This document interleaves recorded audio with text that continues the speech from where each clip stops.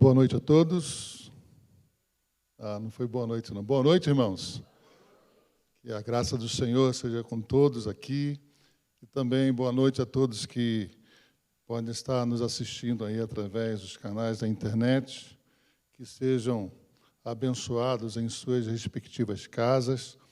Nós temos certeza de que você em casa também tem separado um tempo para adorar a Deus, para estar juntos aqui conosco em oração. Você como membro da igreja e você também como não membro, você possa, então, fazer desse tempo um tempo de comunhão, de adoração ao Senhor, porque isso é muito importante para cada um de nós.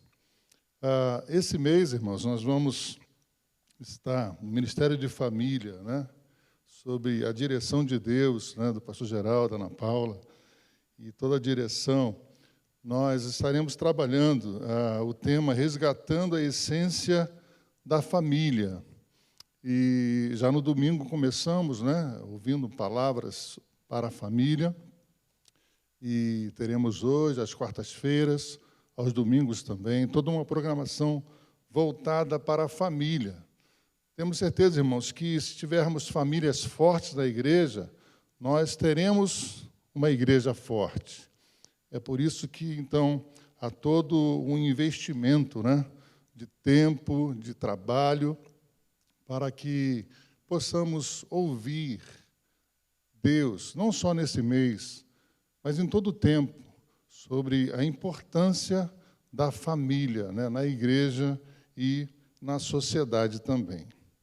Então, resgatando a essência da família. Esse é o tema do mês. Eu quero fazer, nessa primeira quarta-feira, também dessa palavra, esse tema. Para a sua Bíblia, 1 Timóteo, capítulo 5, versículo 8.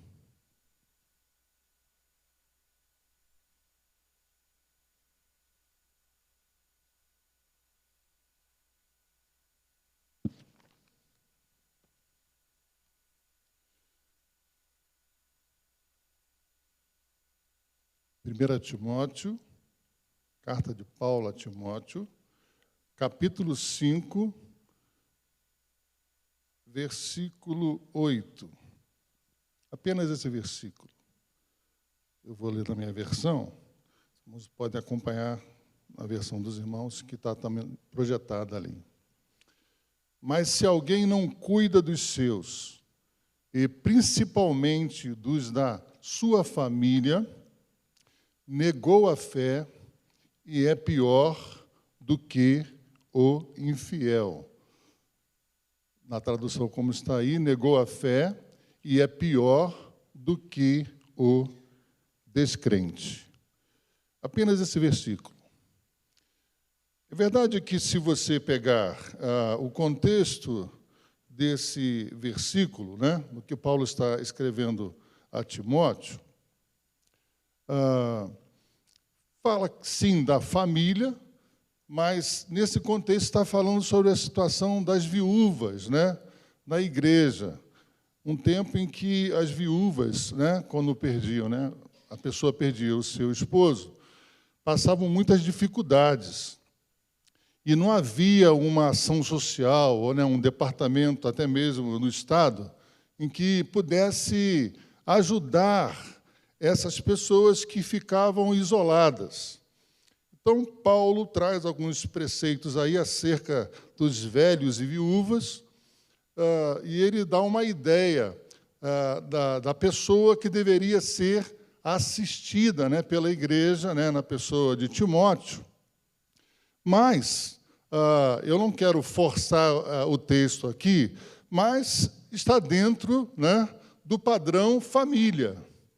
Cuidando das viúvas, está cuidando também, né, de alguém relacionado à família. Então, eu queria deixar esse versículo, a princípio, né, como algo que nos chama a atenção do cuidado com os seus, principalmente os da sua família. Você tem cuidado da sua família? Você tem cuidado dos seus, em todo o sentido da palavra. Você tem tido cuidado com os seus familiares, resgatando a essência da família. É, entre muitas outras ações, trazer de volta os valores que outrora praticados, mas que, com o tempo, circunstâncias e descasos são esquecidos. A ideia de resgatar a essência da família, irmãos, dentre muitas coisas, é trazer valores que outrora, antigamente, praticávamos em nossas famílias e, com o tempo, e com, às vezes, até o descaso, nós nos esquecemos e paramos de fazer algo que é tão importante, de cuidar, tratar bem, viver em família, ter, então, essa comunhão. A gente pode, assim, claro, fazer uma comparação, mas, às vezes, há alguns problemas com relação a isso, né? Se você voltar 50 anos atrás, e aí a minha mãe está aqui, e aí há 50 anos atrás, né? E eu estou com 54 anos, a criação era um pouco diferente de hoje, né? Claro que nem tudo que acontecia, né, lá atrás nós podemos colocar como algo perfeito, porque há sempre uma maneira de aprimorar a convivência em família. Mas, até usando da presença da minha mãe aqui, está ali isoladinha ali, né? Eu lembro do meu pai, e eu lembro do olhar do meu pai. Eu me lembro poucas vezes do meu pai ter que me bater, né, assim, me corrigir. Quem me corrigia mais é essa senhora que está sentada ali. Mas meu pai, algo que eu lembro muito da forma como ele me olhava. Dependendo da situação em que eu estava e o que eu fazia de errado, o meu pai tinha aquele olhar. E naquele olhar eu tremia. E eu sabia de que algo eu estava fazendo errado, pelo olhar do meu pai, eu era corrigido. Os dias passaram, né? Estamos aí no século XXI, e a forma, a convivência da família, a criação dos filhos, né, irmãos?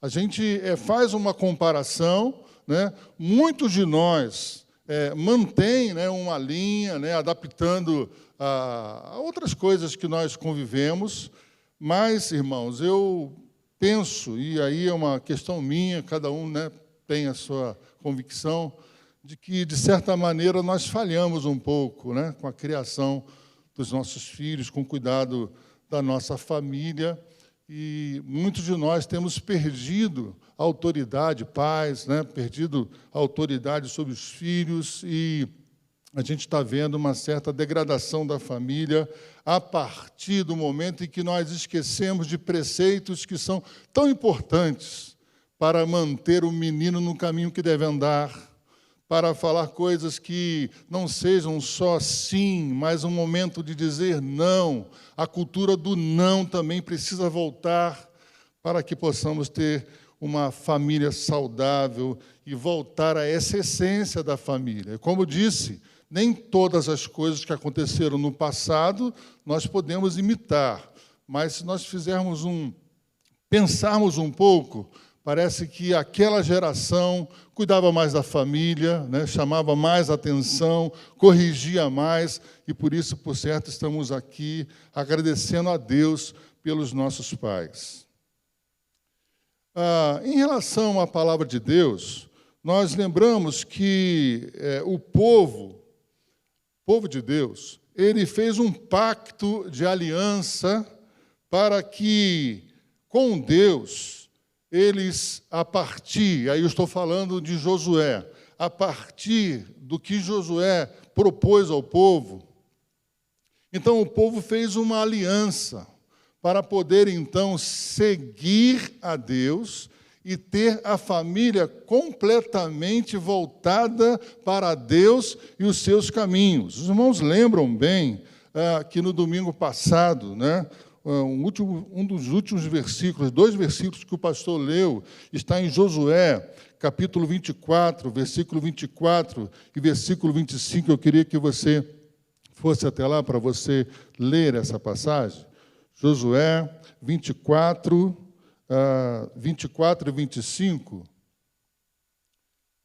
E quando o povo, então, ouviu de que Josué fez um pacto com a sua família, de levar a sua família a continuar a ser temente a Deus, a ficar com Deus, o povo, então, tem uma resposta. E esse povo faz uma aliança com Deus e com o líder Josué. E aí foi lido isso, né, no domingo, né? E disse o povo a Josué: serviremos ao Senhor nosso Deus e obedeceremos a sua voz. Assim fez Josué concerto naquele dia, aliança naquele dia com o povo, e lhe pôs por estatuto e direito em Siquém. Josué e a sua família tomam uma posição de ser temente a Deus, de ficar ao lado de Deus. Ele conclama, então, ele fala isso ao povo, e o povo responde prontamente: sim, Josué, nós faremos essa aliança. Josué, nós estamos aliançados com Deus, de que as nossas famílias, o nosso povo, será temente a Deus, terá Deus como guia, o único Senhor. Mas aí, meus irmãos, não muito longe, aí a questão do tempo e o esquecimento, não muito longe daqueles dias. Veja lá que em Juízes, capítulo 2, Juízes, capítulo 2, é só virar a página aí, Juízes, capítulo 2.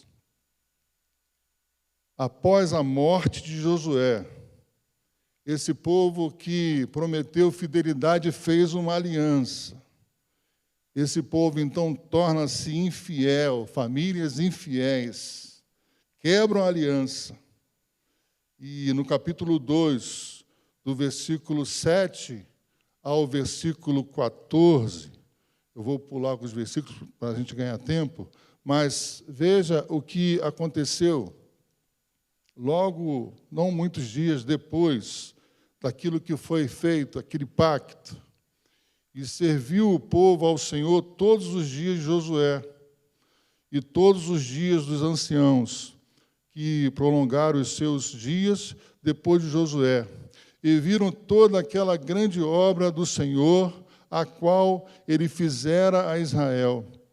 Faleceu, porém, Josué, filho de Num, servo do Senhor, da idade de 110 anos. Eu vou pular.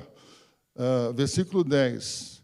E foi também congregada toda aquela geração aos seus pais. E outra geração após eles se levantou, que não conhecia o Senhor, nem tampouco a obra que fizera a Israel. Então fizeram os filhos de Israel o que parecia mal aos olhos do Senhor, e serviram aos Baalins, e deixaram o Senhor, Deus de seus pais, que os tirara da terra do Egito, e foram após outros deuses, dentre os deuses das gentes que havia ao redor deles. Encurvaram-se a eles, e provocaram o Senhor a ira. Portanto, deixaram o Senhor e serviram a Baal e a Astarote, pelo que a ira do Senhor se acendeu contra Israel, e os deu na mão dos roubadores, e os entregou nas mãos dos seus inimigos ao redor, e não puderam mais estar em pé diante dos seus inimigos. Os irmãos vejam que, após aquela aliança maravilhosa em que nós tanto ouvimos no domingo, né? Aquela aliança maravilhosa de se colocar diante de Deus, de entregar a família completamente a serviço do Senhor, após a morte do líder, porque, na verdade, o pacto não era com Josué, o pacto era com Deus. Mas tão logo, então, na falta do líder, o povo, então, abandona completamente a Deus e começa a servir a ídolos. Esquecimento, irmãos. Esquecimento de aliança. Esquecimento de um pacto feito com Deus e com a liderança também. E isso, então, trouxe ruínas ao povo de Deus, às famílias que ali estavam representadas. O tempo, então, passou, e a gente vai passando assim uma história, né, rápida da história do povo de Deus, mas só para ir lembrando os irmãos, o tempo, então, passou, a história se seguiu, a liderança passou para juízes que ficavam diante do povo para julgar e para liderar aquele povo. A liderança, então, passa de juízes para reis. Reinos, então, se dividiram, alguns, como as 10 tribos do reino do norte, foram exilados, extintos pela Síria. O reino do sul, Judá, tribos de Judá e Benjamim, levados ao cativo para a Babilônia. E após 70 anos, de volta a Jerusalém, agora sob a liderança de Neemias, tendo concluído as obras do muro, que era a questão física de Jerusalém, Esdras, escriba e sacerdote, seu cargo, com auxílio dos levitas, leu o livro de Deus, a lei do Senhor. Então, diz a palavra que o povo, chorando intensamente, lembraram-se de alguns preceitos que deixaram de fazer por gerações desde o dia de Josué. Olha como é a história da Bíblia, ligando um fato a outro.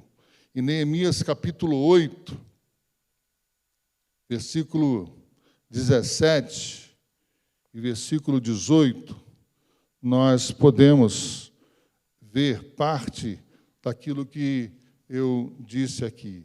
Neemias 8, versículo 17 e versículo 18. Agora já voltados para Jerusalém, né? O povo, então, depois dos muros prontos, eles, então, são inquiridos a voltarem aos preceitos do Senhor. O aspecto espiritual precisava ainda ser colocado.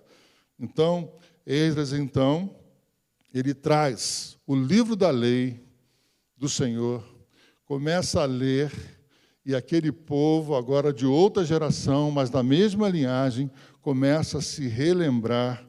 E o versículo 17 e 18 diz: e toda a congregação, Neemias 8, 17 e 18, e toda a congregação dos que voltaram do cativo fez cabanas e habitou nas cabanas, porque nunca fizeram assim os filhos de Israel, desde os dias de Josué, filho de Num, até aqueles dias, e houve muito grande alegria.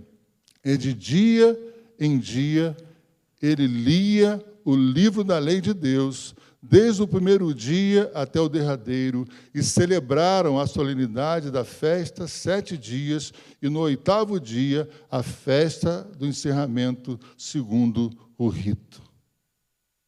É interessante, irmãos, de que no exílio, claro que antes também, em alguns aspectos, o povo se desviando de Deus, mas no exílio, na vontade de voltar para Jerusalém, Esse povo estava afastado de palavras, afastado da lei do Senhor, mas eles tinham saudades de ouvir, de relembrar aquilo que o Senhor havia dito. E é interessante de que, os irmãos podem ler o capítulo 8 todo de Neemias, os irmãos vão ver que eles choraram quando ouviram a lei do Senhor. Eles choraram de uma maneira plena, porque eles começaram a ver o quanto o Senhor os livrara, o quanto o Senhor teve mão forte para os tirar do cativeiro, assim como o Senhor trouxe eles em toda a história, relembrando também de algumas coisas que eles pararam de fazer ao longo da vida, das gerações, porque eles se distanciaram do Senhor. Eu não tenho dúvidas, irmãos, em dizer que o resgate da essência da família está em ouvir a voz de quem é o criador do projeto família. Não tenho dúvida de dizer isso. O resgate da essência da família está em ouvir a voz de quem é o criador do projeto família. Quando esse povo ele ouve a palavra de Deus, eles começam a ver de que eles precisavam melhorar as veredas diante do Senhor. Quando você ouve a palavra do Senhor, isso confronta com a sua maneira de viver. E nesse aspecto, aqui dentro desse tema, o resgate da essência da família está em ouvir a voz de quem é o criador do projeto família, o próprio Deus. Aquele que foi o criador, aquele que fez esse projeto família para dar certo, ele tem a palavra para nortear o caminho da família, para que a família seja a bênção. Eu chamo a atenção de todos aqui para o fato de que a Bíblia, ela ter começado a falar sobre família no Velho Testamento, falar de família em Gênesis, e ela termina com o último versículo do Antigo Testamento, falando também de família. Veja lá, Gênesis capítulo 1, versículo 27. Primeiro livro, Gênesis 1,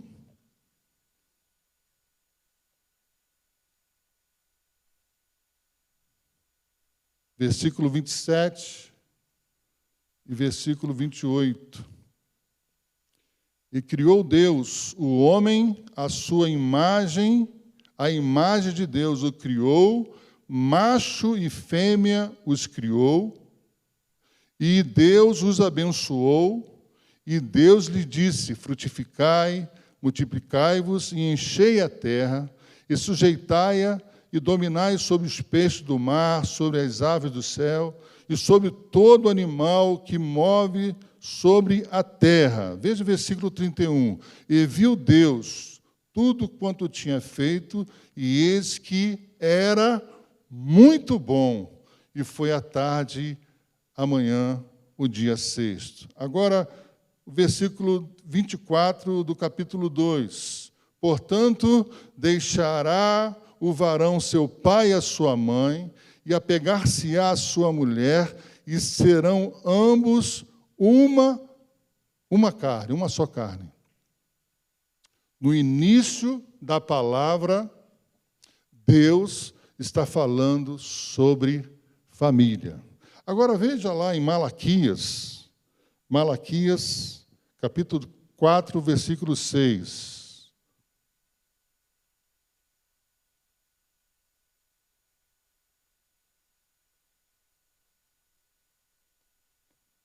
O último versículo do Velho Testamento, o que diz Malaquias 4, versículo 6. E converterá o coração dos pais aos filhos, e o coração dos filhos aos seus pais, para que eu não venha e fira a terra com maldição. O último versículo do Velho Testamento, assim como os primeiros versículos do Velho Testamento, lá em Gênesis, fala sobre família. A importância da família. No Novo Testamento, o próprio Jesus começa seus sinais em seu ministério no ambiente familiar, onde a sua presença restabeleceu a alegria, porque faltou vinho, e Jesus, então, faz aquele milagre. Isso está em João, capítulo 2, do versículo 1 ao versículo 11. O apóstolo Pedro dedica parte, no Novo Testamento, dedica parte de um capítulo de suas cartas sobre a família. 1 Pedro, capítulo 3. Parte é totalmente dedicado à família, procedimento da família em casa. O apóstolo Paulo, ele dá valor em suas cartas às famílias, total valor às famílias. Em Efésios, capítulo 5, do versículo 22 a o capítulo 6, versículo 4, há todo ali uma palavra voltada para as mulheres, para os homens e para os filhos também. Se você tem enfrentado alguma dificuldade no lidar com a sua família, e se você quer resgatar essa essência da família em sua casa, leia Efésios, capítulo 5, 22, ao capítulo 6, versículo 4. Eu não vou ler aqui, irmãos, mas olha, aí está um manual de convivência, o manual da família. Paulo, ele dá assim, sabe, algo tremendo, porque ele liga o homem como cabeça, a mulher como a igreja, e da outra forma também. E é uma forma de mostrar o quanto é importante o relacionamento em família. Fala também dos filhos, da obediência dos filhos. Fala também de que os pais não devem irritar os seus filhos, viver de uma maneira que irrite os seus filhos, crie mal os seus filhos. Então, irmãos, está aí um manual, e Paulo, ele faz ali, em todas as cartas, ele escreve as famílias também, especificamente as famílias. Há um manual. Não podemos pensar na possibilidade de dar errado. Há um manual. E nós precisamos voltar os nossos olhos para Deus e a sua palavra, para poder, então, nortear a nossa vida, o nosso papel dentro da família, para trazer a essência do que se diz respeito à família. Família que se ama, família que se respeita, pessoas que se respeitam mutuamente dentro do lar. E em 1 Timóteo, o versículo que lemos, 5:8, né, é o contexto da família, o cuidado das viúvas também. Então, esse é o contexto em que Paulo ele traz palavras para as famílias. A família é prioridade das prioridades do coração de Deus. É nela que se processa a modelagem do caráter do indivíduo. Nós não temos dúvida disso, queridos, que com famílias ajustadas, indivíduos serão ajustados para a sociedade. E aí é claro que o Deus que pode todas as coisas, Ele pode, claro, fazer um milagre, mesmo que você não tenha sido ou não seja de uma família ajustada. Deus pode mudar a história a partir da sua vida. Nós ouvimos tanto isso aqui. A partir da sua vida, Deus mudar a história e abençoar a sua família e abençoar outras famílias e muitas nações também através da sua vida. Tudo começa a partir da família. Ela é a pedra fundamental na construção de uma sociedade, de um país. Há aquela frase, né? A família é a célula máter, a célula mãe de uma sociedade. O certo é, irmãos, que o inimigo de nossas almas, o inimigo da família, escolheu a família como seu alvo principal para destruir a família e a nação também. Isso é certo. É o que nós estamos vendo acontecer em muitos países e, infelizmente, em nosso país também. Há um escritor, Edward Gibbon, ele escreve em seu livro Declínio e Queda do Império Romano, e ele cita 5 princípios que foram as causas da queda e da ruína de Roma. Em primeiro lugar, ele cita a ruptura da estrutura familiar. É a primeira causa. É um historiador e ele observa de que a ruína de Roma, ela se deu, em primeiro lugar, pela ruptura da estrutura familiar. Em segundo lugar, pelo enfraquecimento do senso de responsabilidade individual. As pessoas não tinham referência e não tinham responsabilidade individual para com a sua nação. Terceiro, excesso de impostos, controle e intervenção do governo. Quarto, busca de prazeres que se tornou crescente, hedonista, violenta e imoral. Ele pontua isso também como algo que levou à ruína aquele Império Romano. Mas, em quinto, ele pontua declínio da religião.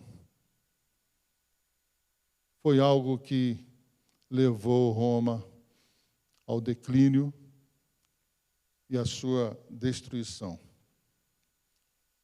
E eu fico pensando, queridos, parece muito que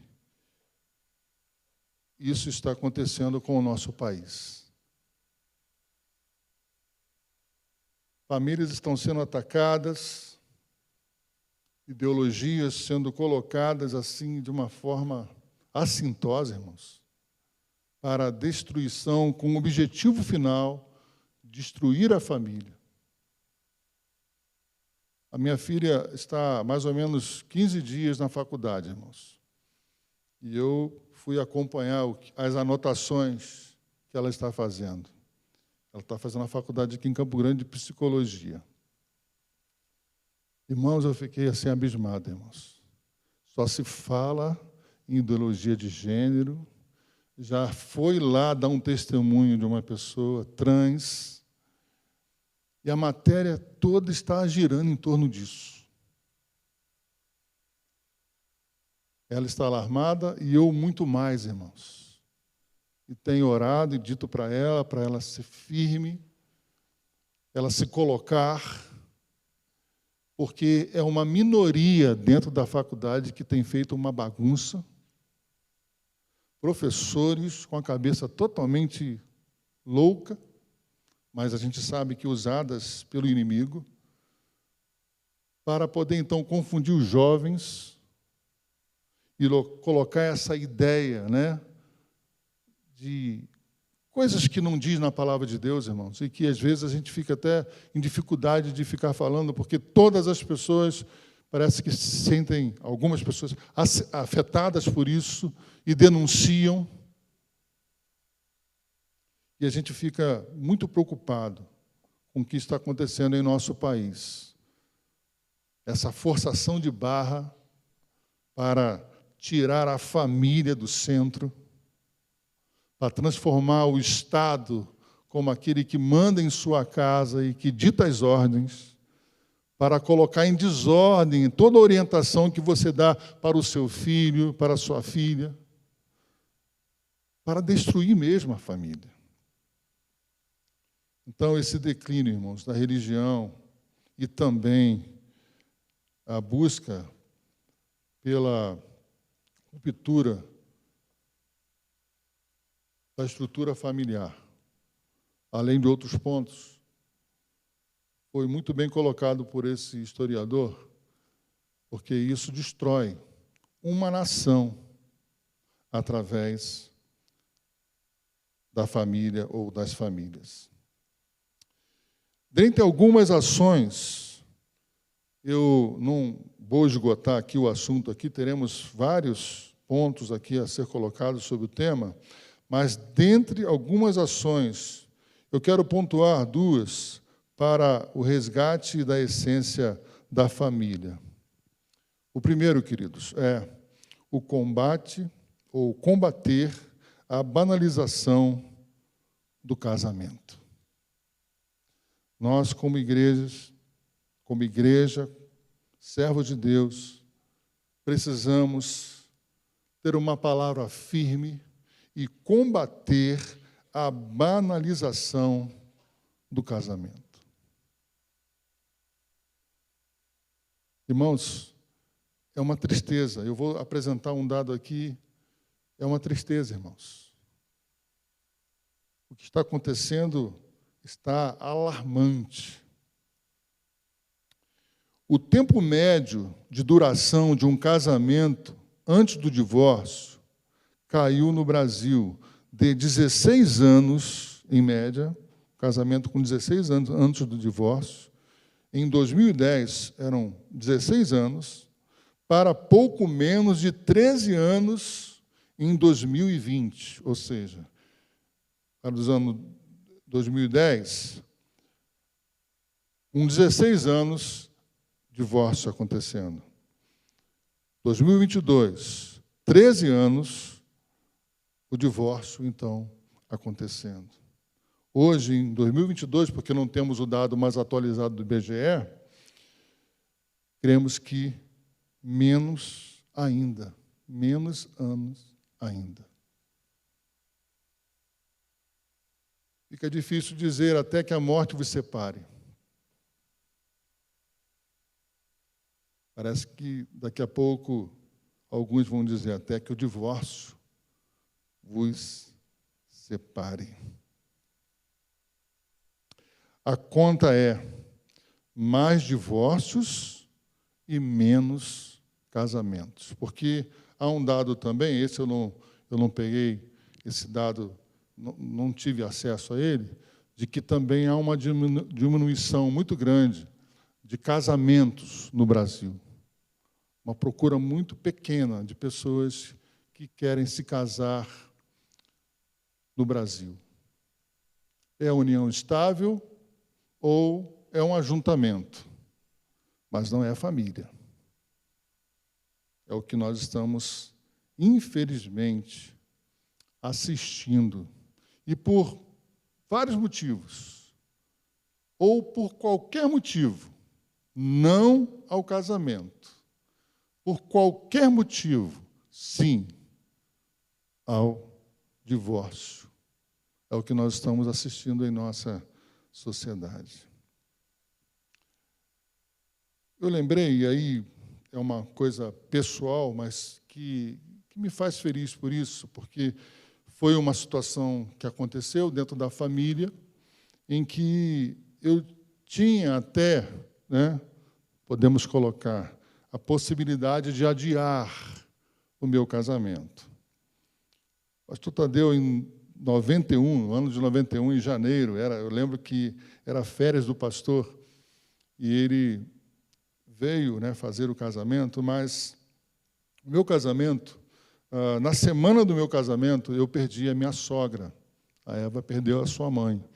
Eram 3 dias antes da realização do casamento, que foi feito aqui embaixo ainda, na garagem aqui.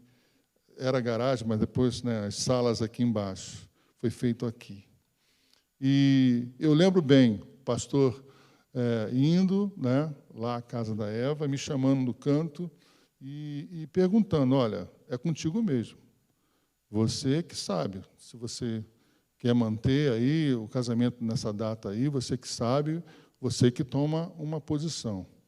E eu lembro de falar para o pastor, e foi algo que nós conversamos, eu e a Eva, foi o seguinte, pastor, as festas nós vamos adiar. Comida, já estava tudo pronto. Na época, a Márcia Lírio nos ajudou muito nisso, e estava tudo pronto. Falei, a festa nós vamos adiar. Bolo não, o bolo vai manter. Mas a festa em si nós vamos adiar. Mas o casamento não. O casamento nós vamos fazer. E eu louvo a Deus que, mesmo tomado de muita emoção, um casamento tomado de muita emoção, pela perda, né, da dona Hilda, nós pudemos ir até o altar do Senhor, nós falarmos sim um para o outro, e já se vão aí 31 anos, né, abençoados na presença do Senhor. E isso, irmãos, eu lembrei como algo que, por menos coisas, por muito menos, muitas pessoas dizem não ao casamento, a uma vida que Deus pode torná-lo totalmente feliz e fazer o outro feliz também. Mas, em segundo lugar, para resgatar a essência da família, é preciso também incentivar a aproximação dos pais e dos filhos. E aí a gente percebe muito, irmãos, a falta de tempo para se relacionar. Eu estou falando de homem para com a mulher, estou falando também dos pais para com os filhos.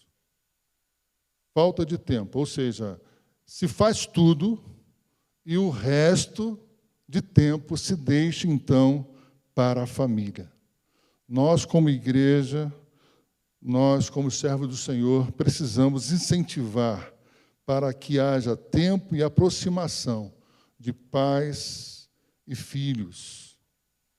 Falta de qualidade de tempo também, porque, às vezes, há o tempo, sim, e na pandemia nós vivenciamos isso. Aliás, outra coisa, na pandemia também aumentou, né, o número de separações. Mas, muitas vezes, e nós assistimos isso, que a falta de qualidade de tempo se dá quando as pessoas estavam reunidas em casa, mas elas não estavam unidas, ou seja, ficavam em casa, mas cada um em um cômodo, ou cada um com celular, um vendo televisão, um vendo uma outra coisa. Então, é a falta de qualidade do tempo. O tempo tinha, mas havia essa falta de qualidade, de relacionamento, de aproximação. E aí outras coisas que atrapalham muito dentro dessa situação é o trabalho excessivo, aí entra trabalho, ensino, né, escola, lazer individual, pessoas priorizando lazer individual e esquecendo de que precisa se relacionar com a família. Filhos, pais, precisam se relacionar, precisa de contato, precisa de diálogo. E nós precisamos, irmãos, para que possamos voltar à essência da família, precisamos reaproximar pais e filhos para um tempo de conversa, um tempo de comunhão. Uma das coisas que é muito importante você observar, e se você jogou fora, compre outra, é que você tenha uma mesa para você sentar com os seus filhos, para que você possa dialogar.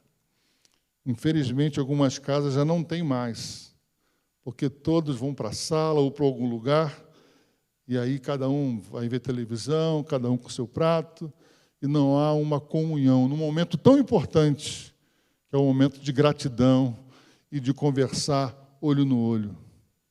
na mesa sentado, todos são iguais, para poder, então, olho no olho, poder conversar e poder resolver situações. Então, para resgatar a essência da família, é preciso também incentivar a aproximação dos pais e dos filhos. Você tem caminhado com o filho? Você tem conversado com seu filho? Nenhum sucesso, é uma frase que nós conhecemos, né? Nenhum sucesso justifica o fracasso de uma família. Nós sabemos que os avanços tecnológicos e a ausência de relacionamento causam a desumanização do homem. Por essa questão da tecnologia, né? E essa ausência de comunhão, esse estar junto, esse tocar, isso causa, então, a desumanização do homem. Então, nós, como igreja, o Ministério de Família vai estar pontuando isso, falando disso. Nós precisamos, então, estar falando mais sobre a importância dessa comunhão, desse momento em família, da família conversando, pais conversando com os filhos, filhos com os pais, irmãos entre irmãos. Isso é muito importante.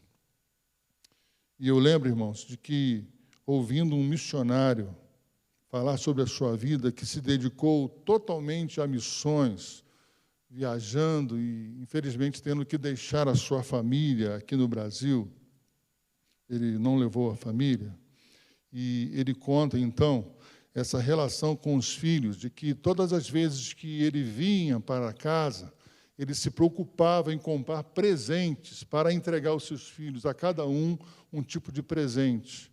E ele fez isso por alguns anos, fazendo isso, vindo, voltando de viagem, trazendo presentes para poder, então, agradar os seus filhos. Chegou um dia em que ele estava com as mãos cheias de presentes para chegar em sua casa e agradar os seus filhos, e ele percebeu uma correria para cima dele, o derrubando, então, e beijando e abraçando. E aí veio dos filhos a palavra: pai, chega de presentes, nós queremos a sua presença. Ele disse que isso mudou a visão dele olhar a obra do Senhor, porque ele estava ganhando o mundo e estava perdendo a sua família. Na verdade, ele comprava os filhos com os presentes, e ele estava perdendo seus filhos pela falta da sua presença. E eu, pensando sobre isso, comecei a lembrar de algumas coisas que aconteceram, e eu lembrei de uma frase, e aí foi o Pelé. Pelé disse, quando entrou no presídio para ver seu filho, que se envolvera com o tráfico de drogas, ele disse o seguinte: eu gastei todo o meu tempo aqui na terra, eu gastei todo o meu tempo aqui na construção do meu nome, marca e sucesso, e esqueci que estava perdendo o meu filho para as drogas. Eu daria todo o dinheiro que fosse necessário para não estar vivendo esse tempo de vergonha e de decepção. Palavras do Pelé. Irmãos, valorizemos, então, o tempo com a família. Valorizemos o casamento, porque, por certo, fazendo isso, dentre outras coisas que nós vamos ouvir ao longo desse mês, nós vamos, por certo, resgatar a essência da família. Amém, queridos? Oremos. Senhor, muito obrigado pela Tua palavra, pelo tempo, ó Deus, que estamos vivendo aqui, Senhor. Eu te peço, ó Deus, por esse dia, ó Deus, e por esse mês também. Ó Deus, te peço pelas nossas famílias, ó Deus, aqui representadas, ó Deus, em casa também. Ó Deus, Que a Tua palavra, Senhor, possa vir como bálsamo sobre as nossas vidas, mas que ela também, ó Deus, possa nos mostrar onde há erros, Senhor, para que possamos, ó Deus, ter uma vida, ó Deus, que possa agradar ao Senhor em família também. Muito obrigado, ó Deus, por essa oportunidade. Eu te agradeço e te peço essas bênçãos em nome de Jesus. Amém.